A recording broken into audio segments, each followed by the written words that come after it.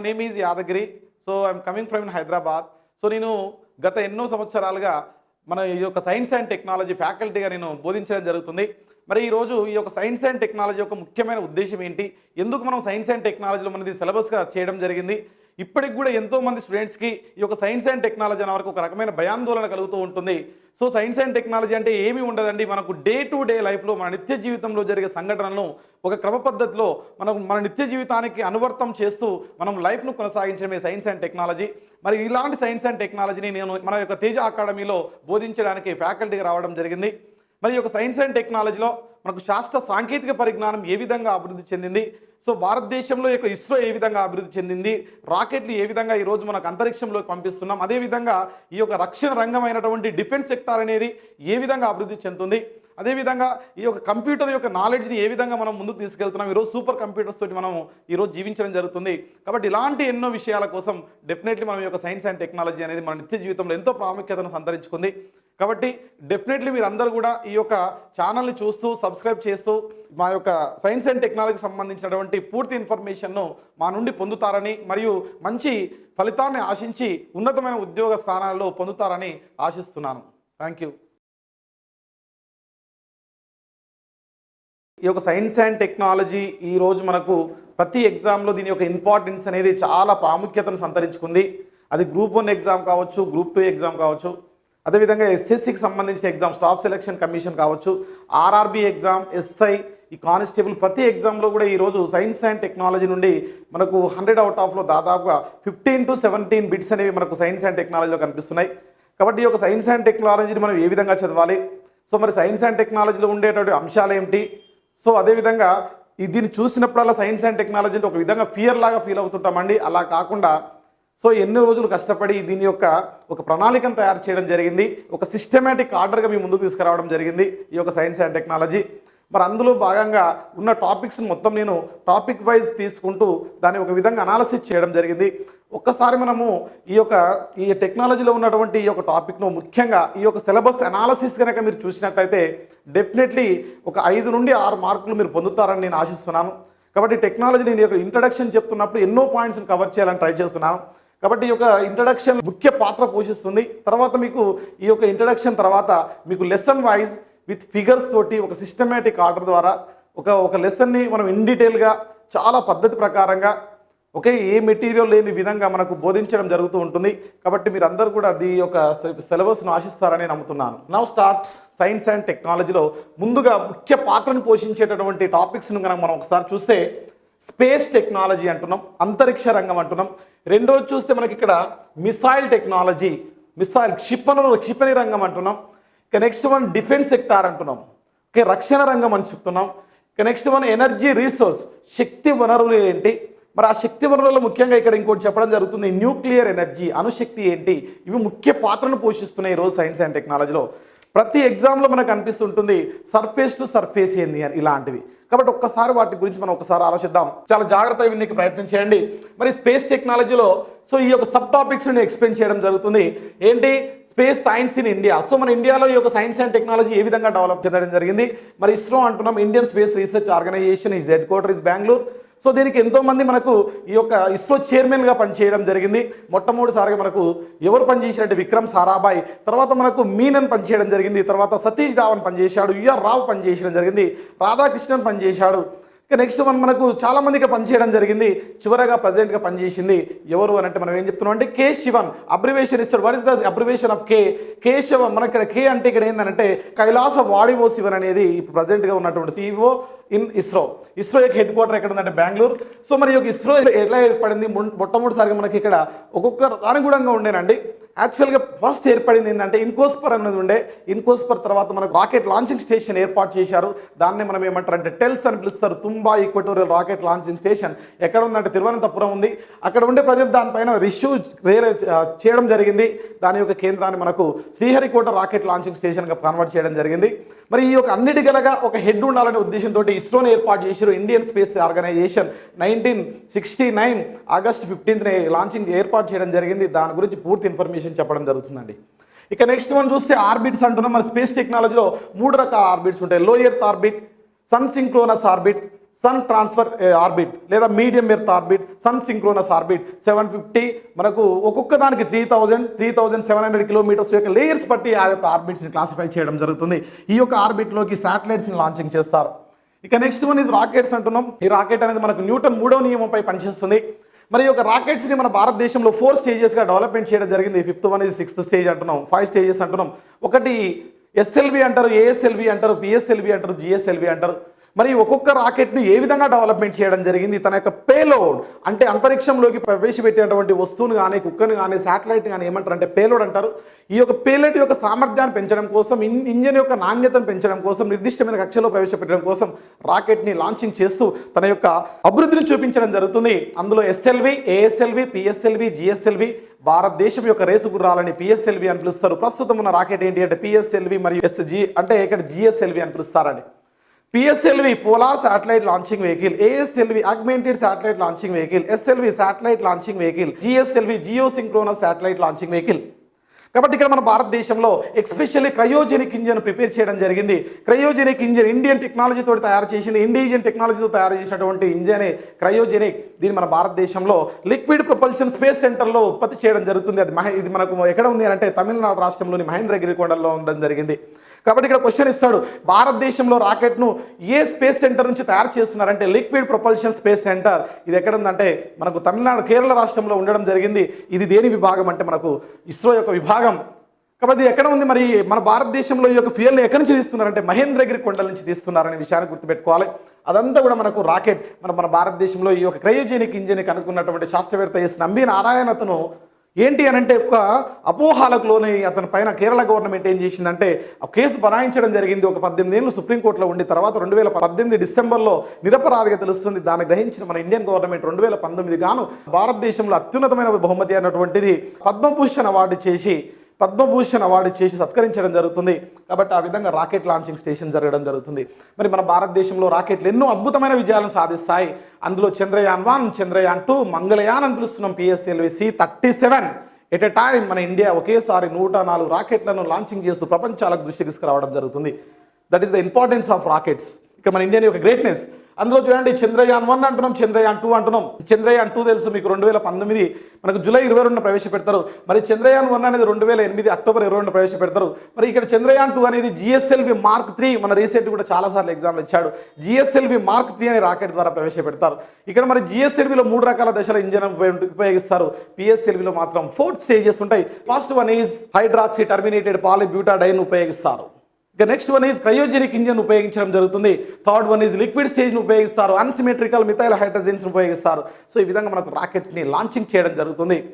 కాబట్టి అదేవిధంగా మనకు ఈ యొక్క చంద్రయాన్ 2లో కూడా ఏంటి అని అంటే మనకు జిఎస్ఎల్వి అంటే క్రయోజెనిక్ ఇంజన్ ఉపయోగించేసి ఆ యొక్క చంద్రయాన్ 2లో మనకు 3 భాగాలు ఉంటాయండి. ఏంటి ఆర్బిటర్, రోవర్, ల్యాండర్. సో మరి అది 99% సక్సెస్ఫుల్ అయిందని చెప్తున్నాం. ఆర్బిటర్ అనేది ఆ చంద్రునికి 100 కిలోమీటర్ల పైన ఉండేసి ఆ ఆర్బిటర్ చంద్రుని చుట్టూరు రొటేట్ అవుతూ మనకి ఇక్కడ ఏంటి అంటే విక్రమ్ ల్యాండర్ దాంట్లో నుంచి ప్రజ్ఞ అనే రోవర్ బయటకు వస్తే ఛాన్సెస్ ఉండే కానీ దురదృష్టవశాత్తు ఏంటి అంటే కూలిపోయింది. దాని యొక్క హిస్టరీని మొత్తం కూడా మనం చూపించడం జరుగుతుంది ఇక్కడ. ఇక నెక్స్ట్ వన్ మరి దాంట్లో మనకు చంద్రయాన్ 1, చంద్రయాన్ 2లో మరి చంద్రయాన్ 1 మరి చంద్రయాన్ 2 ఏదైనా సరే మనకి ఇక్కడ మన చంద్రుని పైన నీటి ఆవరణాలు ఉన్నట్లు గుర్తించినటువంటి మొట్టమొదటి దేశం మన ఇండియా. మన భారతదేశంలో మొట్టమొదటిసారిగా మరి నీళ్లు ఉన్నట్లు ఎక్కడ గుర్తించారంటే ఫిజికల్ రీసెర్చ్ ల్యాబొరేటరీ, ఇస్రో యొక్క విభాగం ఫిజికల్ రీసెర్చ్ ల్యాబొరేటరీ దీన్ని ఏర్పాటు చేసినటువంటి శాస్త్రవేత్త విక్రమ్ సారాభాయ్. అది ఎక్కడ ఉందంటే అహ్మదాబాద్ గుజరాత్ రాష్ట్రంలో ఉంది. కాబట్టి వాటి గురించి మొత్తం చెప్పబడుతుంది. ఇక నెక్స్ట్ వన్ ఈజ్ మామ్ అంటున్నాం. Mars orbiter mission. మనం చూస్తాం 2000 నోట్ల యొక్క వెనక భాగంలో ఒక మనకు ప్రాజెక్ట్ కనిపిస్తుంది. 2000 రూపీస్ నోట్ వెనక భాగంలో మన నరేంద్ర మోడీ ఈ యొక్క మామ్కు సక్సెస్ఫుల్గా మంగళయాన్ అనే ప్రోగ్రామ్కి సక్సెస్ఫుల్గా దాన్ని నిర్మించడం జరిగింది. ప్రపంచ దేశాలు చూస్తున్న విధంగా అతి తక్కువ ఖర్చుతోటి జస్ట్ 395 కోట్ల రూపాయలతోటి పిఎస్ఎల్వి C-25 అనే రాకెట్ ద్వారా అంగారగ్రహంపై యాత్ర చేపడతాడు. దాన్నే మామ్ అని పిలుస్తున్నాం. కాబట్టి ఆ టైంలో ఎలాంటి పరిణామాలు జరిగినాయి, దాంట్లో ఎలాంటి శాటిలైట్స్ను ఉపయోగించడం, 4 టైప్ ఆఫ్ శాటిలైట్స్ను ఉపయోగించడం అవేంటివి అనేది ఇన్ డీటెయిల్గా చెప్పడం జరుగుతుంది. నెక్స్ట్ వన్ పిఎస్ఎల్వి C-37 అంటున్నాం. ప్రపంచ దేశాలకు కళ్ళు తిరిగే విధంగా ఏ దేశం కూడా ఒకేసారి 104 రాకెట్లను లాంచింగ్ చేయలేదు. కానీ మన భారతదేశం నుంచి పిఎస్ఎల్వి C-37 ద్వారా ఎట్ ఎ టైం 104 శాటిలైట్ని లాంచింగ్ చేయడం జరిగింది. అందులో భారతదేశంలో ప్రతి ముఖ్యమైనటువంటి శాటిలైట్ ఏంటంటే కార్టోశాట్. ఈ కార్టోశాట్తో పాటు అనేక నానో శాటిలైట్స్ని, నానో అంటున్నాం ఇక్కడ, నానో టెక్నాలజీ అంటే ఏందో కూడా చెప్పడం జరుగుతుంది. కాబట్టి ఇక్కడ మనకు పిఎస్ఎల్వి C-37 ద్వారా అనేక నానో మెటీరియల్స్, అనేక నానో శాటిలైట్లను, ఒక్కొక్క దేశానికి చెందినటువంటి శాటిలైట్ని ఒక్కొక్క కక్షలో ప్రవేశపెట్టడం, అది పిఎస్ఎల్వి యొక్క గ్రేట్నెస్ అని పిలుస్తున్నాం. ఇక నెక్స్ట్ అదేవిధంగా శాటిలైట్ సిస్టమ్స్ అనేవి ఏర్పాటు చేయడం జరిగింది. భారతదేశంలో 2 రకాల శాటిలైట్ సిస్టమ్స్ ఉన్నాయి. ఒకటి IRS, Indian remote sensing centre. Next మనం ఇన్సాట్ అని పిలుస్తున్నాం. కాబట్టి ఈ యొక్క ఇన్సాట్లను మన భారతదేశంలో నుంచి 9 ఇన్సాట్లను మనకు వివిధ కక్షల్లో ప్రవేశపెట్టి జీపీఎస్కు తీరుగా మన భారతదేశంలో ఏంటి అంటే ఇక్కడ ముఖ్యంగా జీపీఎస్ అయితే మనకు అంటే గ్లోబల్ పొజిషన్ సిస్టమ్ అని పిలుస్తున్నాం. దానికి తీరుగా మనకు నావిక్ అనే ఒక నావిగేషన్ ఏర్పాటు చేసుకోవడం జరిగింది నరేంద్ర మోడీ యొక్క హయాంలో. మరి ఈ యొక్క నరేంద్ర మోడీ హయాంలో నావిక్ సిస్టంలో ఎన్ని శాటిలైట్స్ ఉన్నాయంటే 9 శాటిలైట్స్, 2 శాటిలైట్స్ ఫెయిల్యూర్ అయినాయి. దాని యొక్క హిస్టరీ మొత్తం చెప్తున్నాం. ఎలా తిరుగుతాయి, ఎన్ని వర్షాలలో తిరుగుతాయి, ఎలా ఉంటుందనే విషయం మొత్తం కూడా మనకు శాటిలైట్ సిస్టంలో జరుగుతుంది. మరి ఈ యొక్క శాటిలైట్స్ వల్ల అడ్వాంటేజెస్ ఏంటి, ఎక్కడెక్కడ ఏ రంగంలో ఈ యొక్క శాటిలైట్స్ ఉపయోగపడుతున్నాయి, మన భారతదేశం నుంచి శాటిలైట్ వ్యవస్థ ఏ విధంగా అభివృద్ధి చెందిందో చెప్పడం జరుగుతుంది. నెక్స్ట్ మన ఇస్రో సెంటర్స్ అంటున్నాం. మరి మన భారతదేశంలో ఇస్రో సెంటర్స్ ఎక్కడెక్కడ ఉన్నాయి, డైరెక్ట్ క్వశ్చన్ ఇస్తాడు. For example Vikram Sarabhai space centre ఎక్కడ ఉంది, తిరువనంతపురంలో ఉంది. అదేవిధంగా మనకు భారతదేశంలో ఎన్నో శాటిలైట్ సెంటర్స్ అంటే example physical research laboratory, liquid propulsion space centre, అదేవిధంగా ఆంథ్రాక్స్ కార్పొరేషన్ ఆఫ్ ఇండియా అని పిలుస్తాం. Example Satish Dhawan space centre ఎక్కడ ఉంది, నెల్లూరు డిస్టిక్. అదేవిధంగా మనకు శ్రీహరికోట అంటున్నాం. అదేవిధంగా నేషనల్ అట్మాస్ఫియర్ రీసెర్చ్ సెంటర్ ఎక్కడ ఉంది, తిరుపతి గాదంకిలో ఉంది. కాబట్టి ఇలాంటి యొక్క సెంటర్స్ ఎన్ని ఉన్నాయో వాటి యొక్క లిస్ట్ అవుట్ మొత్తం కూడా వాటి యొక్క ఇంపార్టెన్స్ ఏంటి ప్రతి ఒక్కటి. ఫర్ ఎగ్జాంపుల్ భారతదేశంలో వాణిజ్యపరంగా ఏది పనిచేస్తుంది, ఆంథ్రాక్స్ కార్పొరేషన్ ఆఫ్ ఇండియా. భారతదేశంలో ఏ సెంటర్ నుంచి రాకెట్ను లాంచింగ్ చేస్తున్నాం, సతీష్ ధావన్ స్పేస్ సెంటర్. అక్కడ ఎన్ని లాంచింగ్ పాడ్లు ఉన్నాయి, 3 ఉన్నాయి, 2 పనిచేస్తున్నాయి, ఒకటి నిర్మాణంలో ఉంది. మరి ప్రపంచంలోనే 2వ ఎత్తైన రాకెట్ లాంచింగ్ స్టేషన్ భూమధ్య రేఖకు దగ్గరగా ఉండడానికి గల కారణం ఏంటి, గ్రావిటేషన్ ఏ విధంగా మారుతుంది అనే విషయాన్ని కంప్లీట్గా తెలియజేయడం జరుగుతుంది. అదేవిధంగా పిఎస్ఎల్వి రాకెట్ అంటున్నాం, జిఎస్ఎల్వి రాకెట్ అంటున్నాం. మరి పిఎస్ఎల్వి రాకెట్లు మన భారతదేశంలో రేసు గుర్రాలుగా అభివర్ణించాను. ఇప్పటికి దాదాపుగా భారతదేశంలో ఈ యొక్క 50 రాకెట్ని లాంచింగ్ చేస్తే 50లో అవుట్ ఆఫ్ 50లో ఓన్లీ 2 రాకెట్స్ మాత్రమే ఫెయిల్యూర్ కావడం జరిగింది. అది పిఎస్ఎల్వి D1, పిఎస్ఎల్వి C-39 అనే రాకెట్ లాంచింగ్ ఫెయిల్యూర్ కావడం జరిగింది. అవుట్ ఆఫ్ 40 రాకెట్స్ వరకు అన్ని కూడా సక్సెస్ఫుల్ కావడం జరిగింది. అదేవిధంగా జిఎస్ఎల్వి రాకెట్లో ఎక్కువ బరువును మోసుకొని పోయే కెపాసిటీ ఉండగలిగింది. జిఎస్ఎల్వి నుండి దాదాపు 5,000 కిలోగ్రాముల శాటిలైట్ని మోసుకుపోయే కెపాసిటీ రావడం జరిగింది. సో దానికి గల అద్భుతం ఏంటి, ఈ యొక్క ఇన్ఫర్మేషన్స్ కంప్లీట్గా మనకు స్పేస్ సైన్స్ టెక్నాలజీలో చెప్పడం జరుగుతుంది. కాబట్టి భారతదేశంలో మనకి వీటి యొక్క ఇన్ఫర్మేషన్ కంప్లీట్ ఇన్ డీటెయిల్గా మీకు ఈ యొక్క లెసన్స్లో ఇవ్వబోతున్నాను.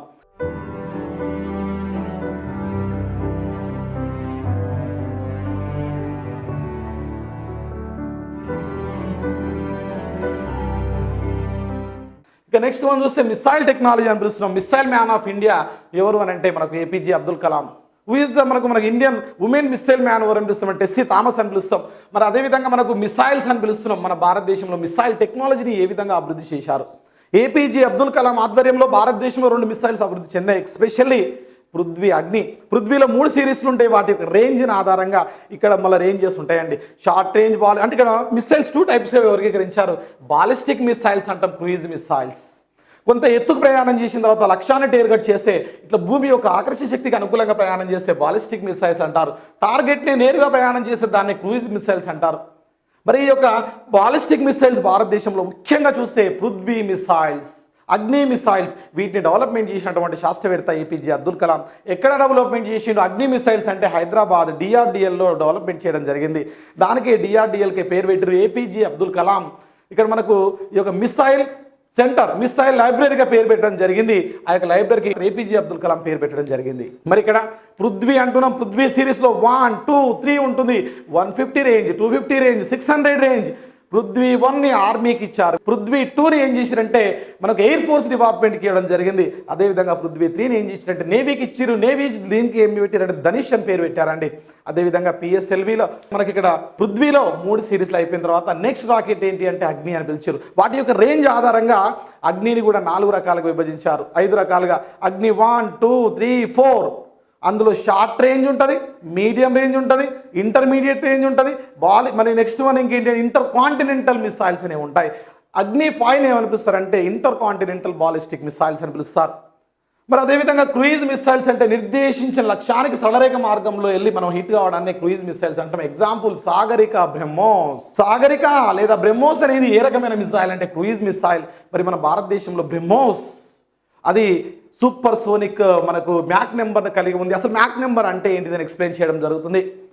మరి దీన్ని రష్యా సహకారంతో భారతదేశంలో మనకు ఎస్టాబ్లిష్మెంట్ చేయడం జరిగింది. రష్యా యొక్క మాస్కోవా నదితోటి మనం మాస్కో అని పెట్టేసి బ్రహ్మోస్ అని మిసైల్ పేరు పెట్టడం జరిగింది.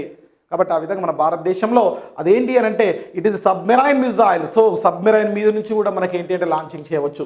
ఇక్కడ ఎగ్జామినేషన్లో ఎప్పుడు కూడా క్వశ్చన్ ఇస్తాడు మిసైల్ నుంచి. సర్ఫేస్ టు సర్ఫేస్ మిసైల్ ఏంది, సర్ఫేస్ టు ఎయిర్ ఏంది, ఎయిర్ టు ఎయిర్ ఏంది, వాటర్ టు వాటర్ ఏంది. సర్ఫేస్ టు సర్ఫేస్ పృథ్వీ అగ్ని గుర్తుపెట్టుకోండి. Next one surface to air, మనకి ఇక్కడ సర్ఫేస్ నుంచి ఎక్కడికి వెళ్ళాలంటే ఎయిర్ వెళ్ళాలి. Example Akash Trishul. For example air to air Astra, water to water Sagarika, అదేవిధంగా బ్రహ్మోస్. కాబట్టి ఇవన్నీ కూడా మనకు 4 టైప్ ఆఫ్ క్లాసిఫికేషన్స్ అనేవి చూపిస్తాం. దెన్ వాటితో పాటు ఒక్కొక్క మిసైల్ యొక్క ఇంపార్టెన్స్ ఏంది, నాగ్ అంటే ఏంటి, యుద్ధ ట్యాంకులను మోసేది, దాని యొక్క వ్యాప్తి ఎంత 4 కిలోమీటర్స్, త్రిశూల్ ఏంటి, అస్త్రా ఏంటి, బ్రహ్మోస్ ఏంటి, నిర్భయ్. కాబట్టి ఈ విధంగా మనకు అనేక మిసైల్స్ గురించి మనం చెప్పడం జరుగుతుందండి. ఒక్క మిసైల్ కాదు కదా, చాలా మిసైల్స్ ఇక్కడ మనకు నాగ్ అంటాం, ఆకాష్, అస్త్రా, ఇక్కడ ప్రతి మిసైల్ గురించి మనకు చెప్పడం జరుగుతుంది. ఇక నెక్స్ట్ అదేవిధంగా బాలిస్టిక్ మిసైల్స్ అంటే ఇక్కడ మనం ఇంతకుముందు చెప్తున్నాం బ్రహ్మోస్ మిసైల్ ఏంటి, అదేవిధంగా సాగరిక మిసైల్ ఏంటి, అదేవిధంగా బార్కర్ 8 అనే మిసైల్ ఏంటి, అదేవిధంగా మనకు ఇజ్రాయెల్ దేశానికి భారతదేశానికి సంబంధం ఉన్న మిసైల్స్ ఏంటి. కాబట్టి ఇవన్నిటి గురించి కూడా ఇక్కడ చదవడం జరుగుతుంది. కాబట్టి ఇక్కడ ఇది మనకు మిసైల్, కాబట్టి మిసైల్స్ని ఏ విధంగా మనం ఎక్స్ప్లెయిన్ చేయడం జరుగుతుంది. ఇక్కడ బాలిస్టిక్ మిసైల్స్ ఏంది, క్రూయిజ్ మిసైల్స్ ఏంది, సర్ఫేస్ నుంచి క్లాసిఫికేషన్ చేసింది ఏంది అనే ఇన్ఫర్మేషన్ ఇక్కడ మనకు చెప్పడం జరుగుతుంది.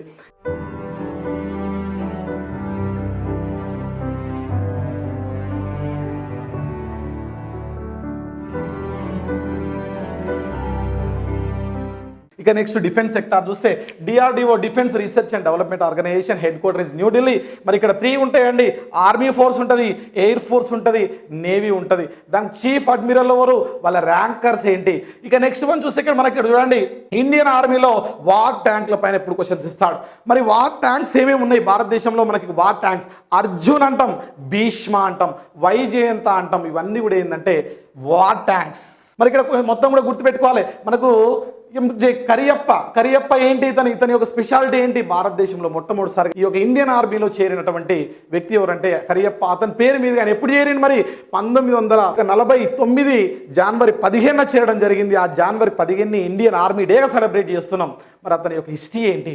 నెక్స్ట్ ఈ యొక్క ఆర్మీ డిపార్ట్మెంట్లో ఏమేమి ఉన్నాయి, యుద్ధ ట్యాంకుల పైన మనం ఫోకస్ చేస్తాం. ఎప్పుడు కూడా క్వశ్చన్ అడిగితే సింపుల్ క్వశ్చన్ అండి, భీష్మ అనగా అంటాడు యుద్ధ ట్యాంకా, లేకపోతే యుద్ధ విమానమా, యుద్ధ హెలికాప్టరా, ఒక సబ్మెరైనా అంటే నీకు ఆ టైప్ ఆఫ్ క్వశ్చన్స్ ఇస్తున్నాడు.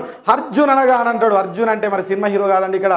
సో మన భారతదేశంలో ఏంటి, మహాభారతంలో అర్జున్కి ఏ విధంగా అయితే కవచకుండాలు ఉంటాయో అదేవిధంగా ఇక్కడ అర్జున్ అనే యొక్క యుద్ధ ట్యాంకు కూడా ఏంటంటే కవచకుండలాలు ఉండడం వలన దానికి ఆ విధంగా పేరు పెట్టడం జరిగింది. భారతదేశంలో అతిపెద్ద మనకు యుద్ధ ట్యాంక్ ఏంటంటే వైజయంత. కాబట్టి ఇవన్నీ కూడా నేర్చుకోవాలండి మనం. ఇక నెక్స్ట్ వన్ ఎయిర్ ఫోర్స్ అంటున్నాం. రెండోది చూస్తే ఇండియన్ ఆర్మీ ఎయిర్ ఫోర్స్ అంటున్నాం. మరి ఇక్కడ ఎయిర్ ఫోర్స్కి చీఫ్ అడ్మిరల్గా ఎవరు పనిచేస్తారు, ఇవన్నీ కూడా అలా యొక్క ఇన్ఫర్మేషన్ మొత్తం తీసుకోవాలి. ఎవరు పనిచేస్తున్నారు మనకు రీసెంట్గా కూడా తెలుసు. బిపిన్ రావత్ని ఏం చేశారంటే మొత్తము ఈ యొక్క డిఫెన్స్ సెక్టార్కి చీఫ్గా చేయడం జరిగింది. అంటే ఎయిర్ ఫోర్స్కు, నేవీకి, అదేవిధంగా ఆర్మీకి చీఫ్గా ఎవరు పనిచేస్తారంటే బిపిన్ రావత్. ఎప్పుడంటే 2019 డిసెంబర్ 31 నుంచి పనిచేస్తున్నాడండి. అంతకుముందుకు ఆయన ఏ విభాగంలో పనిచేసిండు, ఆర్మీ విభాగం. ఈ యొక్క ఇన్ఫర్మేషన్ మొత్తం కూడా రావాలి మనకి. ఇక నెక్స్ట్ వన్ ఇక్కడ మన ఎయిర్ ఫోర్స్ అంటున్నాం. ఇక్కడ ఎయిర్ ఫోర్స్లో ఏముంటున్నాయంటే వార్ ఏరోప్లేన్స్ ఉంటున్నాయి, ఏరోప్లేన్స్ యుద్ధ విమానాలు ఉంటున్నాయి. మరి ఇక్కడ యుద్ధ విమానాలు అంటున్నాం. మనకి యుద్ధ విమానాలు అంటే ఏంటి, ఇక్కడ యుద్ధ విమానాలు ఏమేమి ఉన్నాయి ఇక్కడ. కాబట్టి ఇక్కడ యుద్ధ విమానాల యొక్క రకాలు ఏంటి, కాబట్టి ఇవన్నీ కూడా మనం చూసుకోవాలండి. ఏంటి మరి యుద్ధ విమానాలు, వాటి యొక్క లిస్ట్ అవుట్ మొత్తం కూడా తీసుకోవాలి. ఇక నెక్స్ట్ వన్ మనం చూస్తే యుద్ధ హెలికాప్టర్స్ ఏమేమి ఉన్నాయి, హెలికాప్టర్స్ చూడాలి. హెలికాప్టర్స్ ఏమున్నాయి, యుద్ధ విమానాలు ఏమున్నాయి, ఇవన్నీ చూడాలి. నెక్స్ట్ ఇండియన్ నేవీ చూస్తే ఈ యొక్క వాటర్కి సంబంధించింది. ఇక్కడ ఐఎన్ఎస్ అంటున్నాం, ఇండియన్ నేషనల్ షిప్ అంటున్నాం. మరి ఇండియన్ నేషనల్ షిప్లో మనకి ఈరోజు తరణి అని పిలుస్తున్నాం, భరణి అంటున్నాం. అయితే ఇక్కడ తరణి అనేది ఐఎన్ఎస్ తరణి అనేది తెలుసా, ఇటీవల కాలంలో ఈ యొక్క మన భారతదేశం నుంచి ఎస్పెషల్లీ కొచ్చిన్ ప్రాంతం నుంచి బయలుదేరి పూర్తిగా మన భూమిని చుట్టి రావడం జరిగింది ఒక 6 కమాండర్లు ప్రయాణం చేస్తూ. కాబట్టి ఈ యొక్క తరణి, మరి తరణి అంటే ఏంటి ఇక్కడ అంటే ఇక్కడ ఒరిస్సా రాష్ట్రంలో ఒక గుడి పేరు, ఆ గుడి పేరు మీదుగా తరణి అనే పేరు పెట్టడం జరిగింది. అదేవిధంగా మనకి ఇంకా ఐఎన్ఎస్ విక్రమాదిత్య అని పిలుస్తారు. ఐఎన్ఎస్ విక్రమాదిత్య అనేది అతిపెద్ద, ఇక్కడ మనకి ఏంటి అని అంటే ఇక్కడ నేవీ, ఇక్కడ మనకి నేవీలో మనకు అతిపెద్దది విక్రమాదిత్య ఐఎన్ఎస్. కాబట్టి ఇవన్నిటిని కూడా చదవాలండి. అదేవిధంగా విరాట్ అని పిలుస్తున్నాం, విరాట్. ఇక్కడ మరి విరాట్ అంటే ఏంటి, మనకు ఈ యొక్క ఎక్స్పెషల్లీ ఇప్పుడు మనకు వైజాగ్లో ఉన్నటువంటి అతి పురాతనమైన నౌక ఏంటి అంటే విరాట్ అని పిలిచారు. దాన్ని ఏం చేశారంటే రీసెంట్గా ఒక మ్యూజియం కూడా ఏర్పాటు చేయాలని అనుకున్నారండి. అంతేకాకుండా భారతదేశంలో గస్తీ నౌకలు ఉంటాయి. ఈ గస్తీ నౌకలు ఏంటి వారిని చదవాలండి. నెక్స్ట్ సబ్మెరైన్స్ ఉంటాయి. ఇక్కడ మనకు సబ్మెరైన్ ఎక్స్పెషల్లీ హరినాథ్ అనే సబ్మెరైన్స్ ఉండడం జరిగింది. అదేవిధంగా మన భారతదేశంలో P-75 ప్రాజెక్ట్ ఆధారంగా దాదాపుగా 20,000 కోట్ల రూపాయలని వేచించడం జరిగింది. దానికోసం ఒక 6 ఈ యొక్క సబ్మెరైన్ ట్యాంకులను తయారు చేస్తున్నారు. అందులో మనకు కల్వరి అని, ఓకే, ఇంకా కొన్ని పేర్లు ఉన్నాయండి, వేల్ అని, ఇలాంటి పేర్లు కలిగినట్టు సబ్మెరైన్ తయారు చేయడం జరిగింది. వాటి యొక్క మొత్తం 6 ఉంటాయి. అది మొత్తం కూడా లిస్ట్ అవుట్ ఇక్కడ రావడం జరుగుతుంది.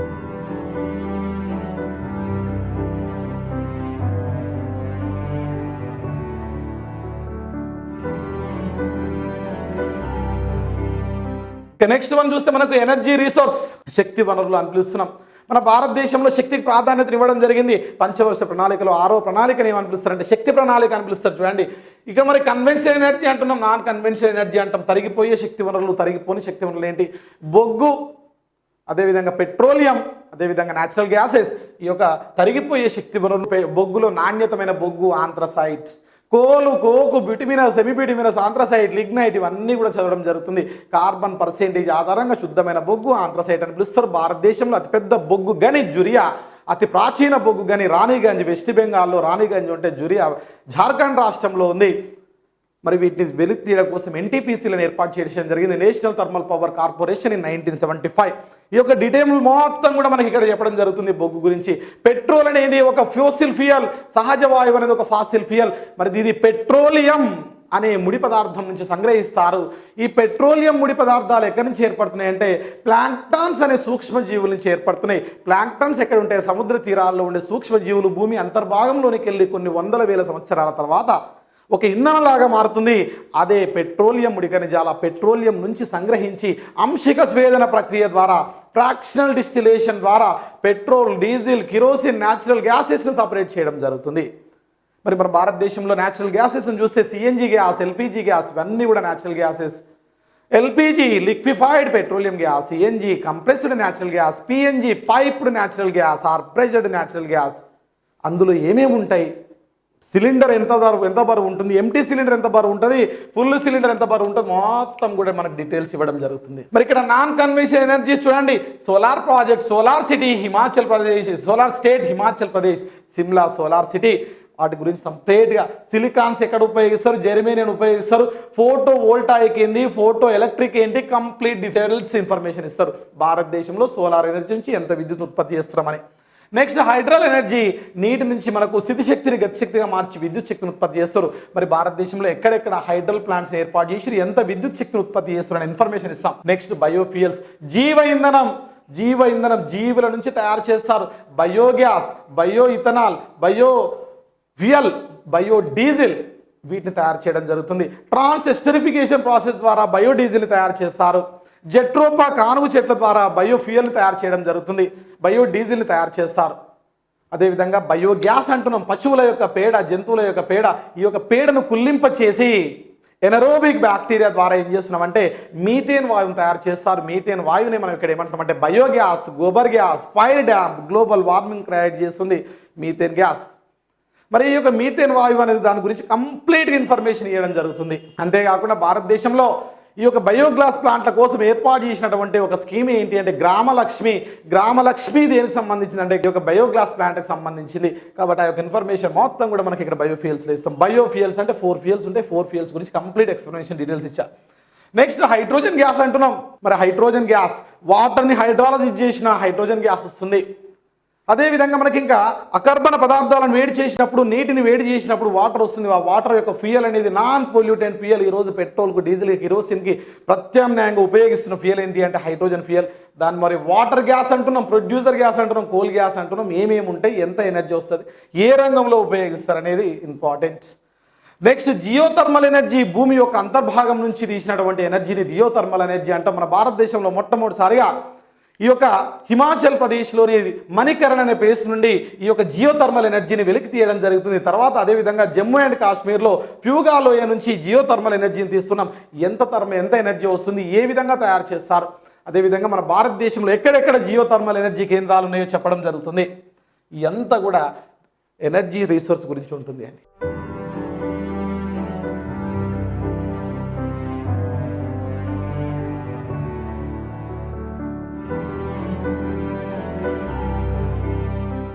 దెన్ న్యూక్లియర్ ఎనర్జీ, అణుశక్తి, అణు ఇంధనం అంటున్నాం. మరి ఈ యొక్క అణు ఇంధనంలో భారతదేశం యొక్క అణుశాస్త్ర పితామహుడు హోమియోజీ భాభా, హెచ్జే భాభా అంటున్నాం. మరి ఇతను టాటా ఇన్స్టిట్యూట్ ఆఫ్ ఫండమెంటల్ రీసెర్చ్ని ఎస్టాబ్లిష్మెంట్ చేయడం జరుగుతుంది. దాని ఆధారంగా భారతదేశంలో మొట్టమొదటిసారిగా భారత్ అణు విద్యుత్ కేంద్రాన్ని ఏర్పాటు చేస్తాడు. ముంబైకి సమీపాన తారాపూర్ అనే గ్రామంలో, అంటే ట్రాంబే జిల్లాలోని తారాపూర్ గ్రామంలో, ఆ తారాపూర్ నుంచి ఆ ట్రాంబేకు 40 కిలోమీటర్ల డిస్టెన్స్లో సముద్ర తీరానికి ఒడ్డు భాగంలో ఏర్పాటు చేసిందే భారత అణు విద్యుత్ పరిశోధన కేంద్రం. మన భారతదేశం అభివృద్ధి చెందుతుందనే దూరదృష్టితోటి ప్రపంచ దేశాలు ఈ యొక్క హోమియోజీ భాభాను విమానంలో అస్తవ్యస్తతకు లోన్ చేసి చంపివేయడం జరుగుతుంది. దాన్ని గుర్తించిన ఇందిరాగాంధీ మన భారతదేశం యొక్క అణు విద్యుత్ పరిశోధన కేంద్రానికి బార్క్ అని నామకరణం చేస్తుంది. బార్క్ అనగా భాభా ఆటమిక్ రీసెర్చ్ సెంటర్. మొట్టమొదటిసారిగా ఏర్పాటు చేసిన centre Bhabha atomic research centre. మరి అతను భారతదేశంలో ఆ యొక్క తారాపూర్ కేంద్రంగా ఏర్పాటు చేసుకొని న్యూక్లియర్ రియాక్టర్స్ను కూడా నిర్మించిండు. భారతదేశంలో ఉండే న్యూక్లియర్ రియాక్టర్స్ మొత్తం 22. ఇవి ప్రెజరైజ్డ్ హెవీ వాటర్ రియాక్టర్స్ ఉంటాయి, ఫాస్ట్ బ్రీడర్ రియాక్టర్స్ ఉంటాయి, వాటర్ ప్రెజర్ రియాక్టర్స్ ఉంటాయి. మరి మన భారతదేశంలో ఫాస్ట్ బ్రీడర్ రియాక్టర్ను కలిగి ఉన్నటువంటి ఒకే ఒక న్యూక్లియర్ సెంటర్ ఏంటి అంటే కల్పకం. అది ఎక్కడ ఉందంటే తమిళనాడు రాష్ట్రంలో ఉంది.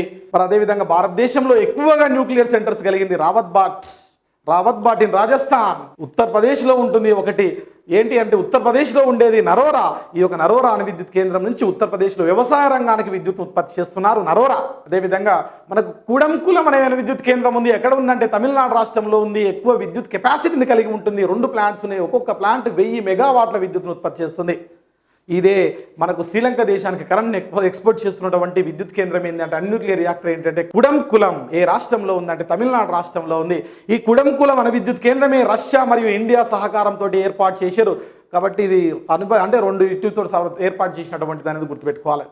సో అదేవిధంగా భారతదేశంలో గల అణు విద్యుత్ కేంద్రాలు ఎక్కడెక్కడ ఉన్నాయి లిస్ట్ అవుట్ మొత్తం 22 ఉంటాయి. ఒక్కొక్క ప్లాంట్ నుంచి ఎంత కరెంట్ వస్తుంది, ప్రతి దగ్గర నుంచి 220 వోల్టేజ్ కరెంట్ అనేది వస్తుంది, టోటల్ కరెంట్ ఎంత వస్తుంది, 6780 మెగావాట్ల విద్యుత్ అనేది ఏర్పడుతుంది. ఆ యొక్క డేటా మొత్తం ఇవ్వడం జరిగింది. ఇంకంతేకాకుండా మరి ఒక న్యూక్లియర్ రియాక్టర్లో మోడరేటర్ అని పిలుస్తారు, మితకారిణి అని పిలుస్తారు. న్యూట్రాన్ల వేగాన్ని తగ్గించే దాన్ని మితకారిణి మోడరేటర్ అని పిలుస్తున్నాం. మరి మోడరేటర్స్ ఎక్కడ ఉన్నాయి భారతదేశంలో? చాలా మన ఆ యొక్క డీటెయిల్స్ ఆ యొక్క టేబుల్ ఇవ్వడం జరిగింది.